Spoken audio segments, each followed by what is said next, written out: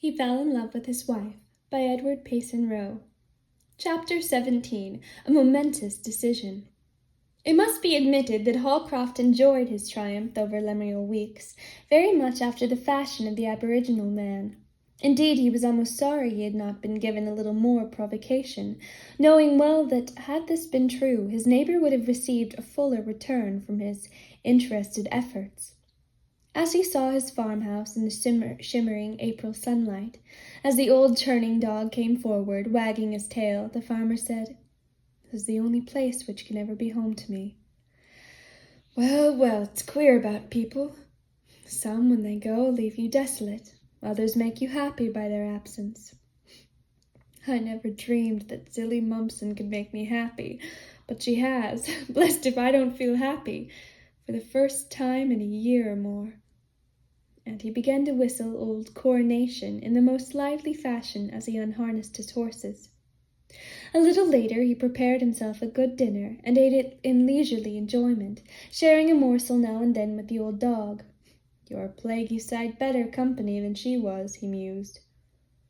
"That poor little stray cat of a Jane. What will become of her?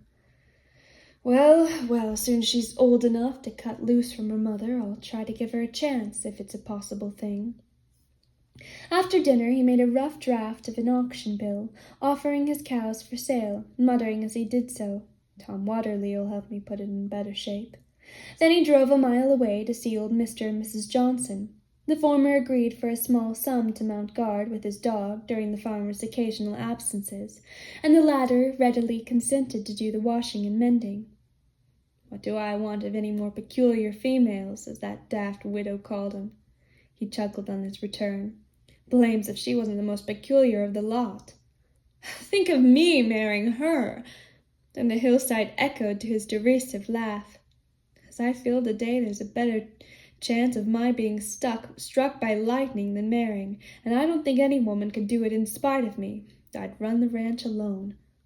That evening he smoked his pipe cheerfully beside the kitchen fire, the dog sleeping at his feet.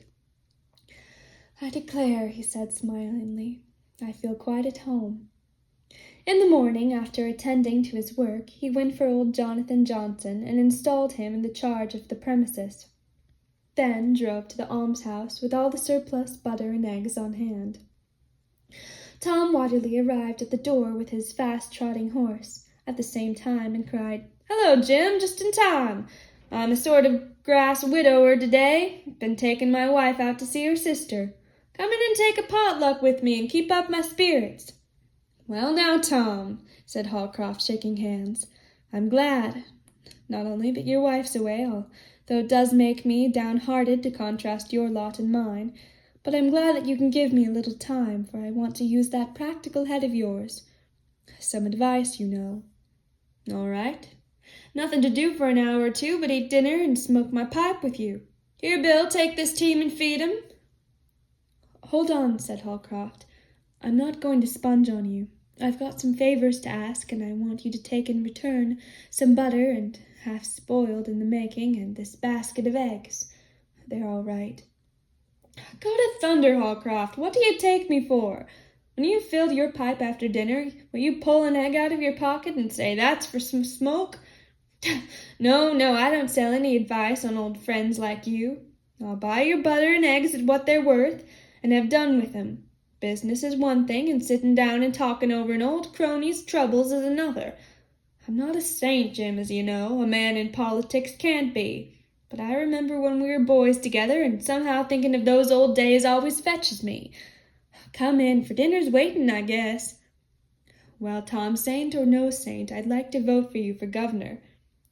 This ain't an electioneering trick, as you know.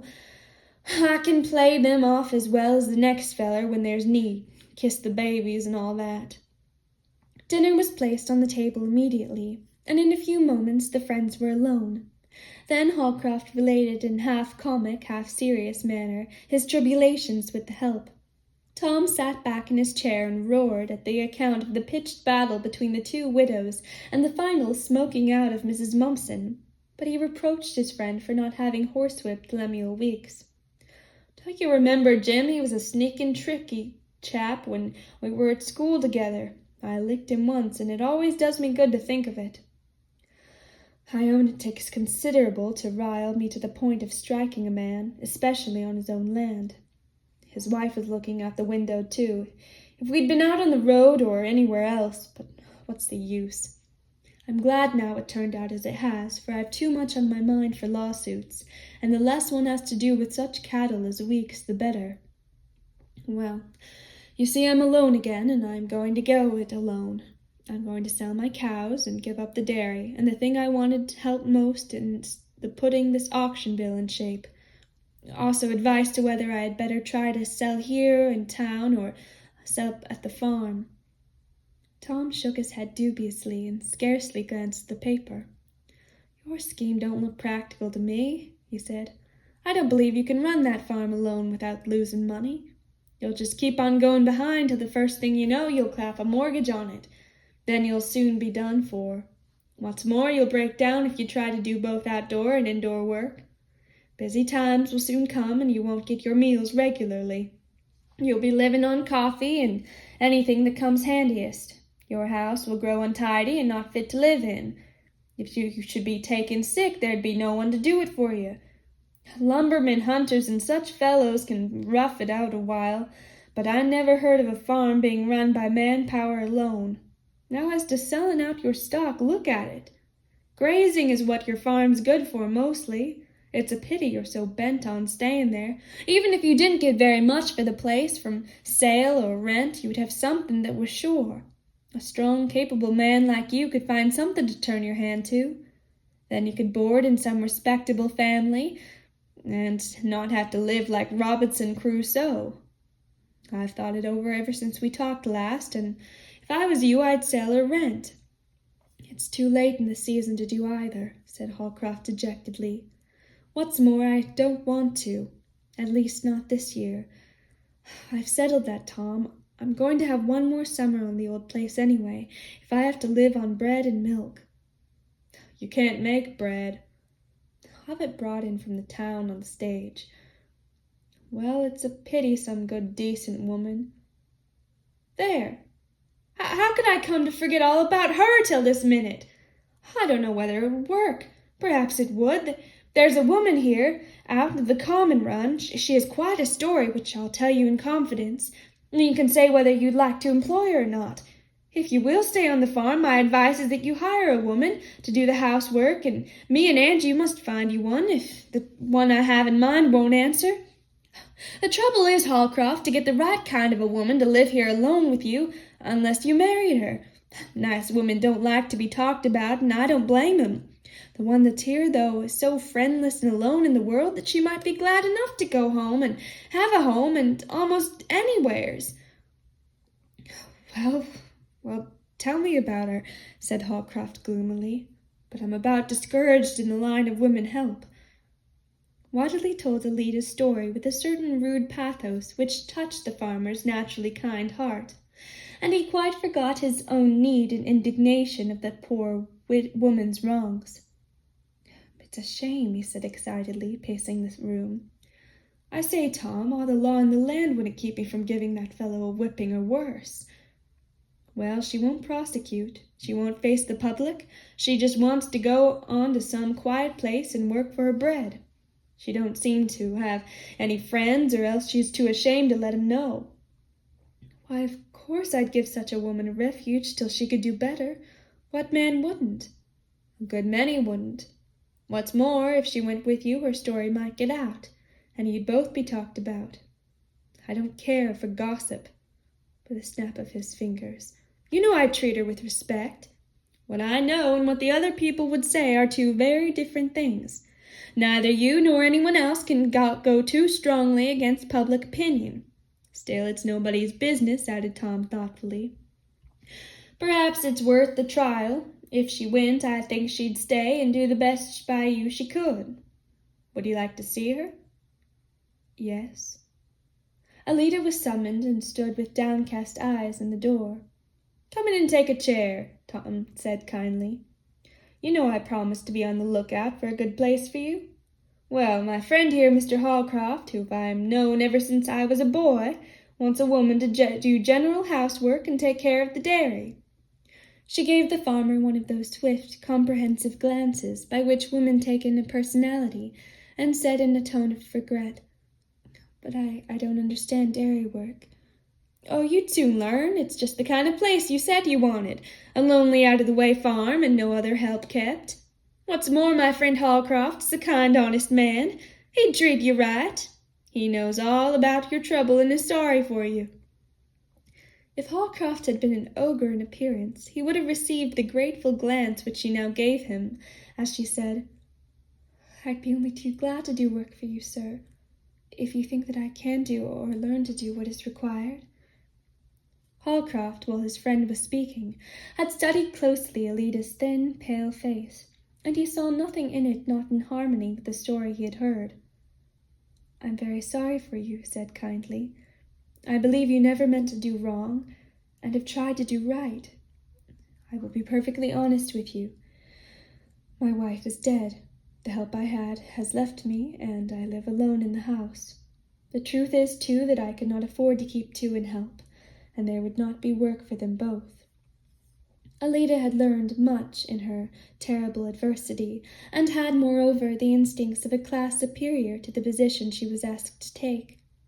She bowed low to hide the burning flush that crimsoned her pale cheeks as she faltered, "It may seem strange to you, sirs, that one situated as I am should hesitate, but I have never knowingly done anything which gave people the right to speak or say anything against me. I do not fear work. I would humbly try to do my best, but—" She hesitated and rose as if to retire. "I understand you," said Holcroft kindly, "and I don't blame you for doing what you think is right." "I'm very sorry, sir," she replied, tears coming to her eyes as she went out of the room. "There it is, Holcroft," said Tom. "I believe she's just the one for you. But you can see she isn't of the common kind. She knows as well as you and me how people would talk, especially if her story came out. As like as enough, it will." "Hang people," snarled the farmer. "Yes, a good lot of them deserve hanging, but it wouldn't help you any just now. Perhaps she'd go with you if you got another girl or took an old woman from the house here to keep her company." "I'm sick to death of such hags," said the farmer with an impatient gesture. Then he sat down and looked at his friend as if a plan was forming in his mind, but she scarcely dare speak. "Well, out with it," said Tom. "Have you ever seen a marriage ceremony performed by a justice of the peace?" Holcroft asked slowly. "No, but they do it more than often enough. What, are you going to offer her marriage?" "You say she is homeless and friendless?" "Yes. And you believe she is just what she seems, just what her story shows her to be?" "Yes, I have seen too many frauds to be taken in. She isn't a fraud. Neither does she belong to that miserable, wishy-washy downhill class that sooner or later fetches up in a poorhouse. They say we're all made of dust, but some seem made of mud. You could see she was out of the common, and she's here on account of the wrong she received and not the wrong she did. I say all this in fairness to her, but when it comes to marrying her, that's another question. Tom, as I've told you, I don't want to marry. In fact, I couldn't go before a minister and promise that I'd have to. But I could do something like this. I could give this woman an honest name and a home. It would be a marriage before the law. No one could ever say a word against either of us. I would be true and kind to her, and she should share my fortunes. That's all. You have often advised me to marry, and you know that if I did, it couldn't be anything else but a business affair. Then it ought to be done in a business-like way. You say I can't get along alone, and that, like enough, you're right. I've learned more from this woman's manner than I have in a year, why I can't get and keep the right kind of help, and I now feel that if I could find a good, honest woman who would help make my interest hers, and help me make a living in my own home, I'd give her my name and all security which an honest name conveys. Now this poor woman is in sore need, and she might be grateful for what I can do, while any other woman would naturally expect me to promise more than I honestly can. Anyhow, I'd have to go through the form, and I can't and won't say sacred words. Just about what I said when I married my wife, and know all the time I was lying. Well, Holcroft, you're a queer fellow, and this is a queer plan of yours. You're beyond my depth now, and I can't advise. Why is it a queer plan? Things only seem odd because they are not common. As a matter of fact, you advise a business marriage. When I try to follow your advice honestly and not dishonestly, you say I'm queer. I suppose if everybody became honest, it would be the queerest world ever known, said Tom, laughing. Well, you might do worse than marry this woman. I can tell you that marrying is a risky business at best. You know a justice will tie you just as tight as a minister, and while I have given you my impression about this woman, I know little about her and know next to nothing. You know next to nothing. I guess that would be the case, anyhow. If you set out to find a wife for me, where is there a woman that you actually do know more about? As for my going here and there to get acquainted, it's out of the question. All my feelings rise up against such a course. Now I feel sorry for this woman. She has at least my sympathy. If she is as friendless, poor, and unhappy as she seems, I might do her a great kindness, as she would do for me if she could take care of my home. I wouldn't expect very much. It would be a comfort just to have someone in the house that wouldn't rob or waste, and who, knowing what her situation was, would be content.